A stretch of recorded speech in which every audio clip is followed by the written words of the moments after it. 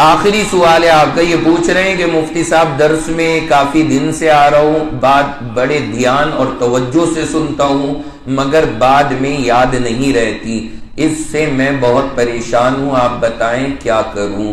دیکھیے ساری باتیں تو ذہن میں نہیں رہتی، ساری باتیں کسی کو نہیں یاد رہ سکتی۔ یہاں جو ہم یہ اتنی ڈیٹیل میں بتاتے ہیں اس کا مقصد یہ ہوتا ہے ذہن تازہ ہو، علمی باتوں میں چلنا شروع ہو، کیونکہ یہ باتیں اس طرح سے ہمیں سنی نہیں، ذہن ہمارا اس انداز میں دین کی باتوں میں چلتا نہیں۔ جب آدمی اس طرح سے دلائل کے ساتھ میں بات سنتا ہے ذہن میں روشنی پیدا ہوتی ہے، ترقی آتی ہے، ذہن ذرا اونچائی کی طرف جاتا ہے، تو وہ ساری باتیں آپ کو ایز اٹ از بعد میں یاد نہیں رہنی،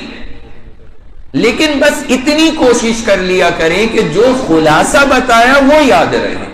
مثلا جیسے آج کا خلاصہ ہو گیا کہ جی ایک حدیث آئی ہے 3 کو 1 ماننے والوں کی، حضرت رکانہ کی، اس میں 3 الفاظ ہیں، کوئی کہتا ہے 3، کوئی کہتا ہے 72، کوئی کہتا ہے 1، لیکن 3 اور 1 والے کو محدثین نے قبول نہیں کیا، معتبر جو معنی ہے وہ 72 والے لفظ کو مانا ہے، اور 72 والا لفظ ہمارے خلاف نہیں ہے۔ اتنا سا خلاصہ اگر یاد رہ جائے انشاءاللہ کامیاب۔ باقی ڈیٹیل میں اس لیے بتاتا ہوں کہ یہ سب ریکارڈ ہو گیا،